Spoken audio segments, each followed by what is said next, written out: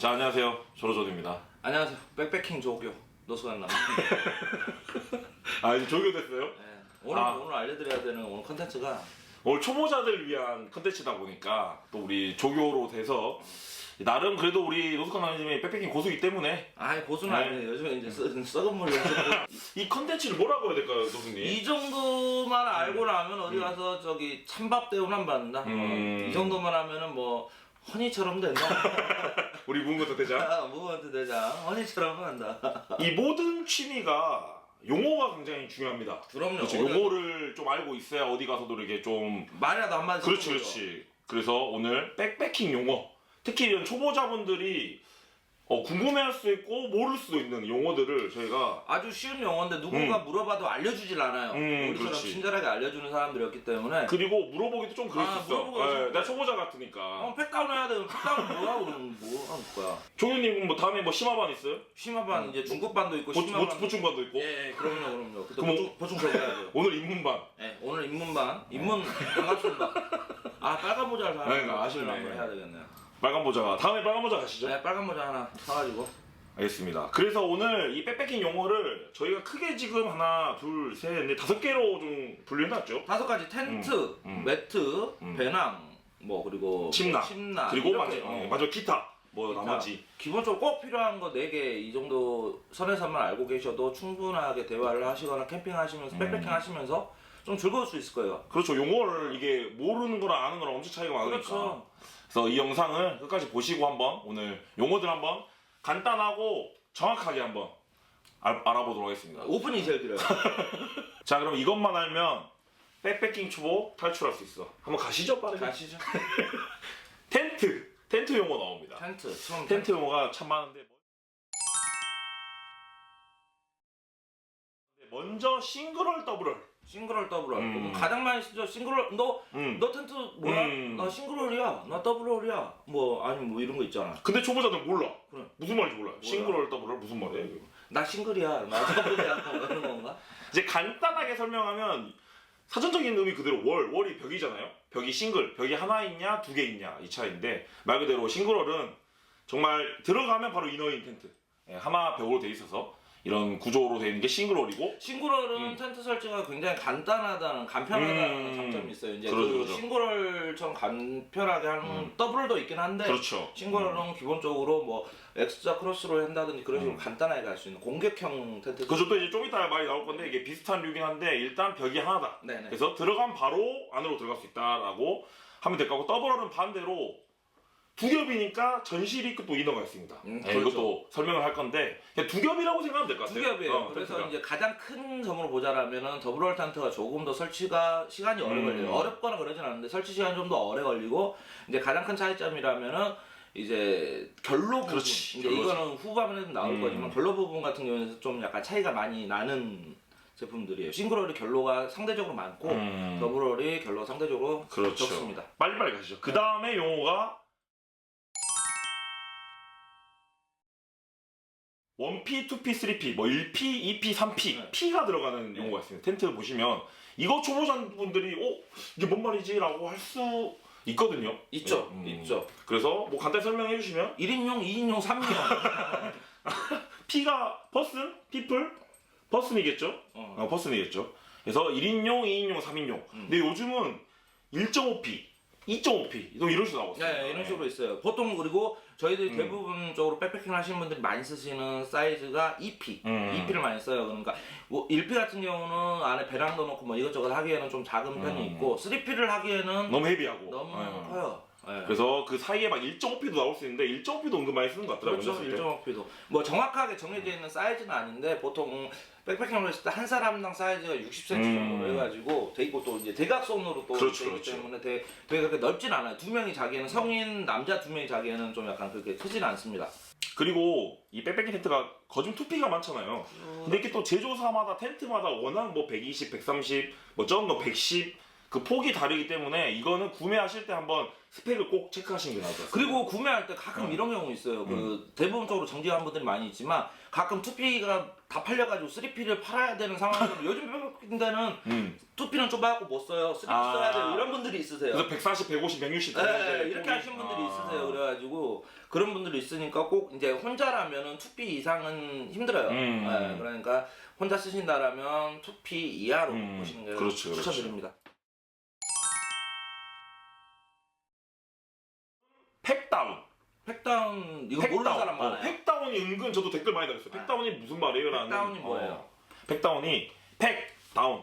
박은다는 말이죠. 망치질로 해가지고 고정시켜주는 작업을 팩다운이라고 합니다. 그게 이거 은근히 이게 중요해요. 팩다운 안 하면 텐트 날아가는 경우도 굉장히 많거든요. 그렇죠. 이걸 진짜 대충 하시는 분들 많은데 이거 신경 써서 팩다운 꼭 잘하면 좋습니다. 그리고 겨울철 특히 겨울철 같은 경우에는 이게 강한 바람이 쭉쭉 채기 때문에 팩다운을 그렇지. 안 해놓고 제대로 안 했을 경우에 뭐 텐트 폴이 부러진다든지 휜다든지 아니면 텐트가 찢어진다든지 그런 경우가 있을 수 있어요. 그러니까 팩다운은 꼭 제대로 해주시기 바라겠습니다. 조교님이 제대로 하면 제대로 해야죠. 제대로 해야 돼요.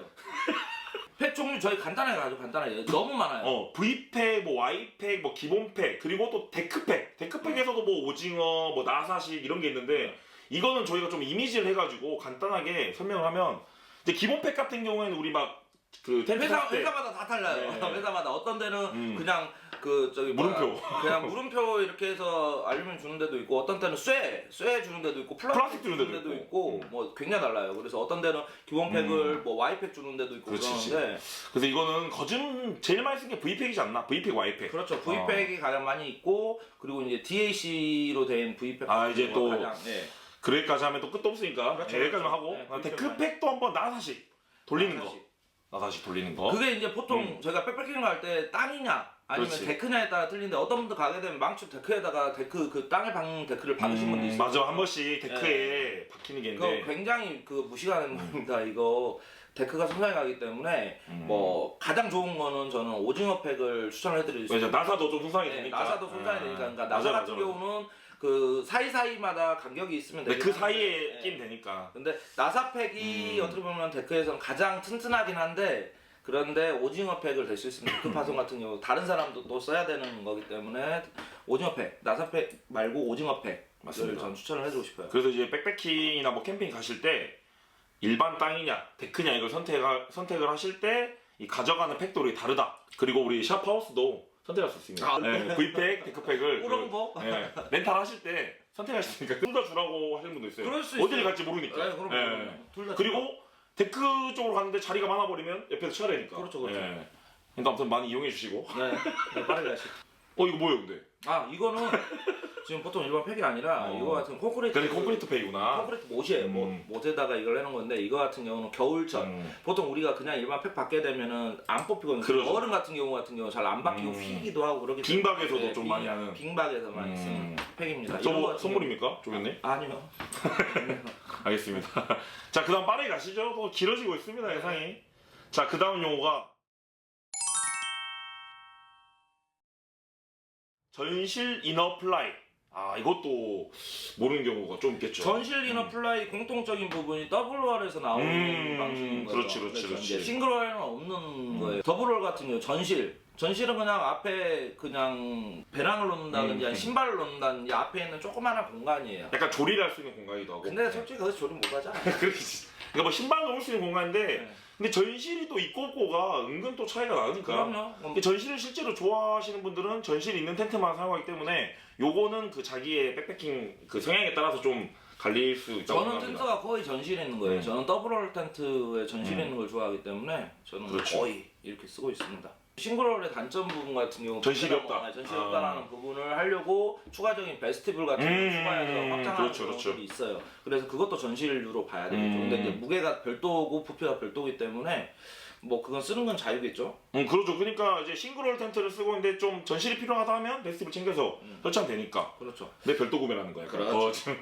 그렇죠. 이너 플라이 이제 이너 플라이 부분도 얘기를 해야 될 것 같아요. 이너 텐트는 말 그대로 우리 더블홀 텐트에서 안에서 자는 공간을 하면 될 것 같아요. 그냥 내부로 들어가서 이너 텐트, 이너 안에 대부분 있는 공간. 여름철이나 봄가을 같은 경우에는 메쉬로 된 걸 많이 선호를 하고요. 그리고 이제 겨울철이나 동계 같은 경우 솔리드로 이제 해가지고. 솔리드라든지 이런 식으로 좀 약간 촘촘한 그물식으로 돼 있어요. 그래서 이게 차이에 따라 진짜 정말 많이 달라져요. 이게 이너 부분 같은. 요즘 뭐 모노필라도 나오고 하니까 그렇죠, 재질이 많이 그렇죠. 있고. 자, 그다음 플라이. 플라이. 어렸을 때 우리 후라이라고 그랬는데. 어렸을 때 다들 후라이로 했어요. 그리고 조경님 나이가 말아. 아니 왜 후라이라 그런지 난 몰랐는데 그러니까, 플라이라고. 플라이 같은 경우는 이제 조금 전에 더블홀 텐트에서 같은 위쪽 부분 막는 건데 위쪽 부분에 뭐 비라든지 아니라면 뭐 오염물이라든지 이런 먼지라든지 이런 부분을 막아주는 외피라는 데죠, 외피. 텐트의 외피. 그렇죠. 여기서 뭐 네이스압도 있고 뭐 이런 용어도 있는데 그런 햇빛도 좀 그렇죠, 막아주고 이런 부분들도 있고 그리고 이제 밖에서 민망하게 이제 안에 자고 있는데 입 벌리고 자는 부분은 이상하니까 그런 부분도 그렇죠, 만든 것도 그렇죠. 있고 플라이는 그렇게 약간 외피라고 생각하면 될 것 같고. 네, 플라이 있다고 해서 날아가지 않아요. 알겠습니다. 자립, 반자립, 비자립 이렇게. 지금 이거 음. 보통 보면은 반자립하고 자립 경우가 가장 많이 보여요. 이제 자립 같은 경우가 대체적으로 자립 같은 경우는 좀 싱글홀 텐트들이 상대적으로 많긴 해요. 이거랑 뭐 전부 다 그렇다는 건 아닌데 싱글홀 텐트 같은 경우나 이런 식이 좀 많긴 하고 그리고 이제 반자립 같은 경우는 이제 더블홀 텐트들이 좀 아무래도 좀 많죠. 그러죠. 왜냐하면 그 전실까지 하기 위해서 반자립이기 때문에. 그렇죠. 그렇지. 그리고 이제 자립 같은 경우는 좋은 거는 아무래도 이제 암벽이라든지 이런 곳 같은 경우 아니면 땅이 좀 받기 어려운데. 받기 어렵다는 건 협소한데 자체적으로 서 있어야 되는데 그런 곳 같은 경우에서 뭐 이거 놓고 거기에다 위에다가 저기 안에다가 뭐 배낭 넣는다든지 그렇죠, 이런 식으로 그렇죠, 해가지고만 하는 경우들이 많고 뭐 반자립 같은 경우야 좀 저 이 앞에 말했던 전실 부분이라든지 이런 부분을 활용하실 분들이 이렇게 좀 반자립식으로 많이들 쓰세요. 뭐 반자립 같은 경우도 뭐 언제 전부 다 그런 건 아닌데 그렇죠. 대부분이 그렇고 이제 비자립은 어떻게 보면 약간 요즘 BPL 텐트들이 좀 비자립 많지 않나. 그렇죠. 스틱 같은 걸로 치고 이렇게 하는 아무래도 거니까. 등산할 때 스틱 그렇죠, 친다든지 그렇게 하고 할 수 있으니까 경량을 위해서 근데 초보자들은 좀 자립이나 반자립이 좀 뭔가 텐트 설치할 때도 그러고 편하고 그렇죠. 비자립은 조금 이렇게 어려운 그런 느낌이 있는 것 같습니다. 그냥. 설치는 네. 자립이 확실히 그러죠. 자립이 네. 확실히 설치가 좋죠. 좀 쉽고. 풋프린트. 풋프린트. 이거 모르는 사람 많습니다. 풋프린트가 딸려서 주면은 좋은데 없으면 원래 이렇게 쓰나 보구나. 그렇지. 이것도 금액이 4만 원, 5만 원 이거 사야 돼 말아야 돼라는 좀 고민을 많이 하는데 일단 풋프린트 한번 사전적인 의미를 설명해 주시죠. 그냥 깔끔하게. 그냥 아래 까는 그냥 칼판이에요. 그냥 그 아래에다 판인데 텐트에 오염 아니면은 손상이라든지 이런 부분을 막아줄 수 있는 부분이 있고 가장 큰 건 아래에 올라오는 결로 부분이나 이런 습이도 또 올라올 수 있으니까. 올라올 수 있고 예. 비가 왔을 때 아래에서 물이 치고 올라오는 부분을 막아주는 부분에서 꼭 필요한 부분이고 그렇죠. 그리고 풋프린트 같은 경우는 마지막에 정리를 할 때 같은 경우도 짐 같은 거 정리할 때 굉장히 유용한 거기다가 좀 네. 흙이나 흙밥에서 일단 그렇죠. 풋프린트 깔아놓고 거기다 뭐 개기도 하고 그러니까 풋프린트는 좀 있는 게 좋지 않나? 그렇죠. 근데 네. 이제 가끔 이제 풋프린트하고 제주자마다 틀리는데 풋프린트하고 그라운드 시트 그라운드 시트. 네, 그라운드 시트라고 해서 이제 같이 혼용을 많이 사용을 하는데 이제 뭐 업체마다 틀려요. 회사마다 틀리기 때문에 그거는 쓰는 건 많이 마음이기 때문에 다 같이 공용을 해서 사용하시면 됩니다. 그냥 백패킹에서 풋프린트라고 하면 뭐 그냥 될 것 같습니다. 그렇죠. 예. 이제 풋프린트도 이제 아래 위가 있는데 그건 나중에 씹어봐. 빨간 모자 네. 갖고 올 거죠. 그렇죠. 빨리빨리 가시죠. 네, 자, 가시죠. 그 다음에 가이라인. 야, 이것도 모른다. 그냥 스트링이라 보면 로프로 하면 되죠, 그냥. 그렇죠. 스트링 로프. 네, 스트링 로프 옆쪽에 이제 텐션을 줘가지고 텐트들을 바람이 많이 분다던가 이럴 때 대체적으로 그거 같은 경우 고정을 시켜주는. 막 우리 그거와- 가이라인 당겨준다 이런 말 쓰잖아요, 많이. 예. 그렇죠. 그런다든지 아니면 아까 그 비자립 같은 경우는 스트링으로 이제 잡아줘야 되기 때문에 그런 건 그냥 로프 줄이라고 그렇죠. 생각하시면 돼요. 그리고 이제 겨울철이나 이럴 때 같은 경우 바람이 많이 불 때는 이거를 충분히 잡아주셔야지만 그렇지. 예, 텐트에 손상이 안 갈 수 있습니다. 그 가이라인은 약간 그 터널형 텐트가 좀 중요하지 않나? 그렇죠. 가이라인에 따라 약간 텐트의 모양과 이 바람이 좀 많이 그렇죠. 그러니까. 근데 일반형 텐트들 같은 경우도 근데 가이라인 많이 중요해요. 평상시는 상관이 그렇죠, 없는데 겨울철에는 또 바람 많이 불 때 꼭 텐트폴 부러졌다 찢어졌다 이러신 분들은 가이라인 다안 땡긴 거야. 안 땡기시는 분들이 많이 그래요. 알겠습니다. 자, 그 다음에 이거 같이 가야 될 것 같은데. 벤틸레이션과 결로, 심실링까지 한 번에 세 개. 심실리까지. 예, 세 개. 벤틸레이션 그냥 공기 순환구예요. 그러니까 우리 환기구라고 하죠, 그냥 환기구. 네. 예. 환기구인데 대표적으로 환기구가 없는 우리 백패킹 텐트. 백패킹 대도 환기구 없는 거? 폴러.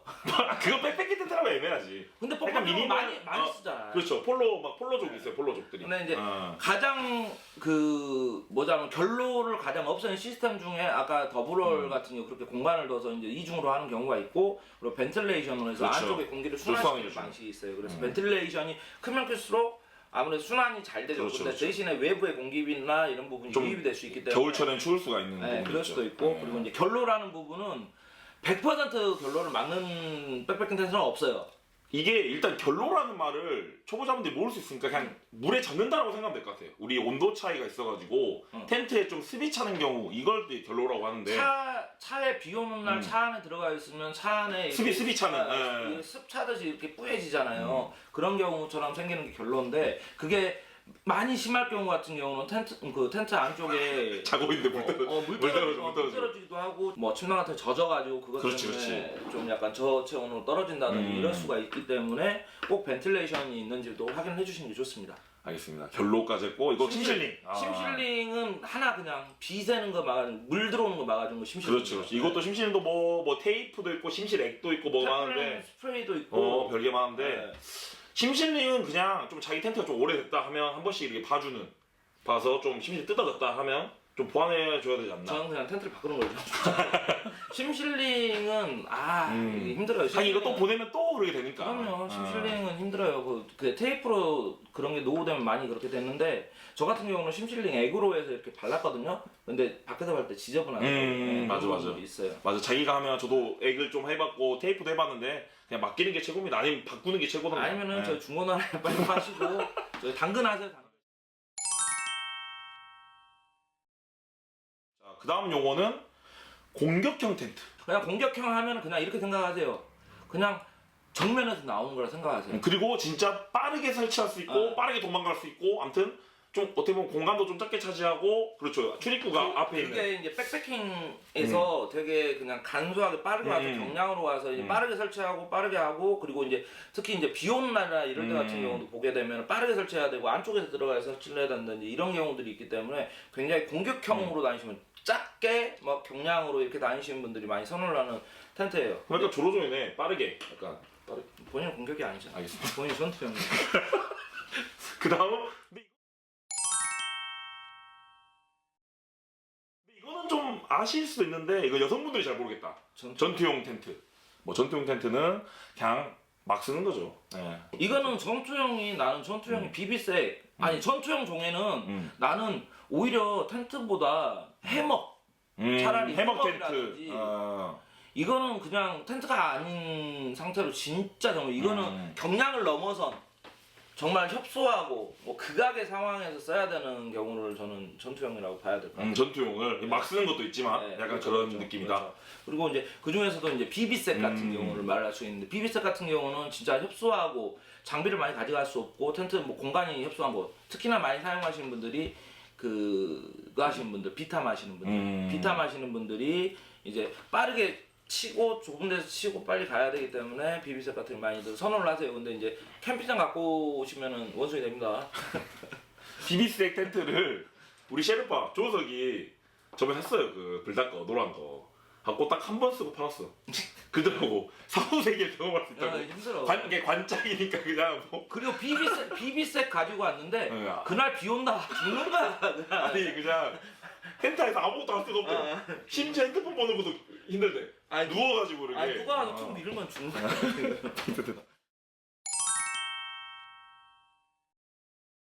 상계절용, 사계절용 텐트. 이거 한번 정리해 가시죠. 상계절용, 사계절용. 상계절용 겨울을 뺀 거죠, 그러니까. 그렇죠. 봄, 여름, 가을. 근데 가장 큰 특징이 뭐냐면 상계전용 같은 경우는 안쪽 부분이 메쉬로 돼 있어요. 보게 되면 메쉬로 그렇지, 돼 그렇지. 있는 경우가 많고 이제 사계전용 같은 경우에는 겨울을 같이 겸해야 되기 때문에 솔리드와 메쉬 같이. 솔리드 네. 메쉬를 같이 한다든지 아니라면은 저기 아예 그냥 싱글월로 하는 경우도 있어요. 근데 이제 여름엔 뭘 해도 덥긴 하지만 그렇죠. 사계절용 가지고 여름 나기는 사실상 힘들어요. 근데 이게 요즘은 그 이너 텐트만 좀 바꿀 수 있어요. 우리 산 거 뭐 특히 제너드 같은 경우는 뭐 그쵸. 솔리드형, 모노필라형, 뭐 메쉬형 있으니까 그거는 좀 계절에 맞게 이너만 사기 좀 그러나? 저는 하나를 더 사겠어요. 저렴한 텐트들이 굉장히 많아요. 겨울용을 좀 비싼 거 사시고 여름용은 좀 저렴한 거 사셔도 안 죽어요. 예, 대충 쓰면 되니까. 여름에는 그냥 빗만 막아주고 우비만 비만 막아주면 되니까 저렴한 거 사셔도 될 것 같아요. 텐트 끝. 텐트 끝. 그다음에 이제